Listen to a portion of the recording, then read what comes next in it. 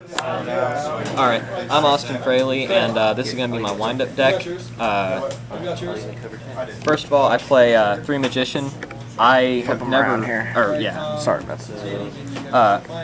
I play 3 Magician just because, in general, I've never found it cloggy. It's always been really helpful, except for maybe the one time where I'll like top deck it, but I can set it and then it's hard to get over it because it's got 18 defense. And it works really well with 3 Sharks, because that helps you get the 4-card loop. And if you can get 4 cards, you're just about guaranteed to win almost. I hate to say it, but that's just how Yu-Gi-Oh! Is now. Yeah. But then I run 2 Hunters because I don't want to get DD Crowed, and then my whole strategy just die. Yeah. Instead of just being able to go into a Leviair and continue it next turn.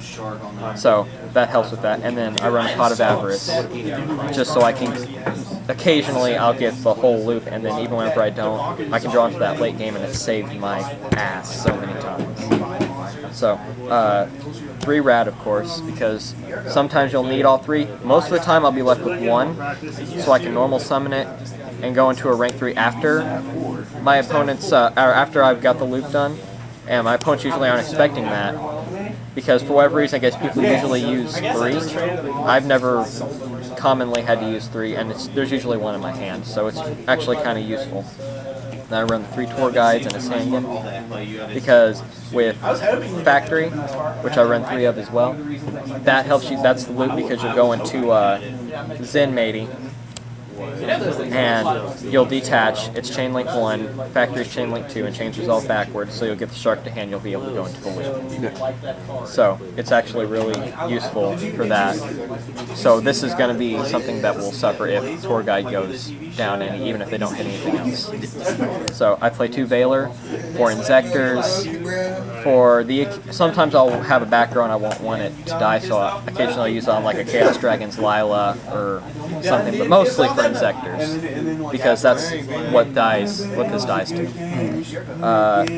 Wind Up Rabbit. It's actually a really good card just on its own, and I wish I'd see it played more in things other than wind-ups, because it's a recurring 3 you can use to sync or Iggsy with.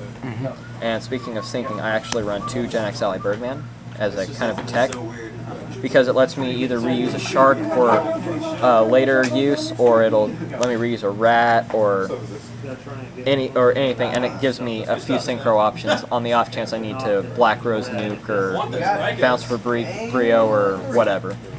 Onto the more techie stuff, I run a Kitten, because Kitten is so good at making OTKs. Or at bouncing a face down for like that last little bit for game. And it's got a pretty decent attack for a level 2 monster. It's like 800, which can be a lot if you're like both top decking or something. I run a Destiny Hero Plasma because it kills Chaos Dragons. You'll take their Red Eyes Darkness, equip it to them, and now they can't get over it, and they have no effects either. So they can't mill anymore. They can't banish it with... If you equip a Red Eyes Darkness to it, it'll be bigger than BLS, so BLS can't even run it over. Can't banish it. They have to resort to... Normal decks would have to resort to spot removal, like Smashing Ground, something like that. Chaos Dragons don't have that. So this gets over them really well. This is probably, in my opinion, the most underrated wind-up, because it makes rank 5s easier. It turns Rat from a Leviathan into a Pearl, or into like a Utopia, or whenever we get it, it'll be like Lavalval Chain or something like that. So it's really useful, and I don't know why more people don't play it. However, this, on the other hand, I can understand why people don't play it. It's mostly there for a level 3, and it can turn into a level 5, but that's not really its purpose. It's always the first thing to come out if I'm siding, and it's going to be the first thing to come out if it doesn't get hit and I can make my TG wind-ups like I want. So then on to the unrelated spells and traps. I run 2 Smashing Grounds for spot removal, because big monsters really kill wind-ups pretty hard, and it's just a good card for the format, I think. I've been playing it in 2s in almost everything I play. So, play one MST. I'd like to play more, but aside from the dog, I can't really think of anything to take out, and I like my monster count the way it is. Then staple stuff like Mind Control, Reborn, Dark Hole, Heavy Storm, run 2 warnings, 2 Fiendish Chains, again, standard trap stuff, but I run Dimensional Prison because I think it's better than Mirror Force this format at least. It does make me a bit vulnerable to Inzectors, but I can just side that out because most likely I'm losing game 1 anyway. Yeah. So I think it's worth the risk, and it really pays off against, like, again, Chaos Dragons, which this deck just murders, and even things like Dino Rabbit. This will get rid of Dolka permanently, or it'll get rid of their Zen mains if they attack with it permanently. So that's the deck. It's 42 cards. 42. And then extra deck. I run the 3 boats, detach 1, special summon any level 4 or lower wind, or I think it's any wind up, but not that it really matters from your deck. So that's necessary for the loop. Run 3. I run a Leviathan Dragon, mostly because it's the best generic rank 3 I have since I don't have a Zen mains and the 10's coming out like tomorrow. Yeah. So it won't be coming out, but it is a very nice beat stick, and it's nice to beat people over with after the loop's done because I'll end on a rank 3. That is almost Leviathan, or Leviair is almost entirely for getting back my banished hunters from DD Crows and things like that. And then if I do run into a macro deck, this helps me spam once that's out.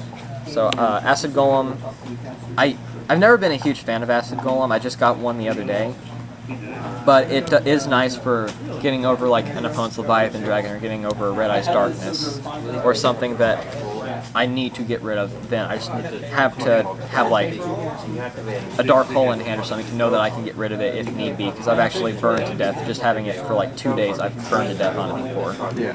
So brilliant, because this deck does spam, and like if they've got no hand and I go into the loop, then instead of taking cards out of their hand, I'll spam a bunch of monsters, and this will make all my boats 18. It'll be 21 itself, and then if they don't manage to kill it all, it's all getting even beefier next turn. Hurl, because it's just, again, it's like spot removal almost, except in monster form because it's so big. Yeah. Just like Gaia Knight used to be in Synchro format. Utopia, because it protects my boat.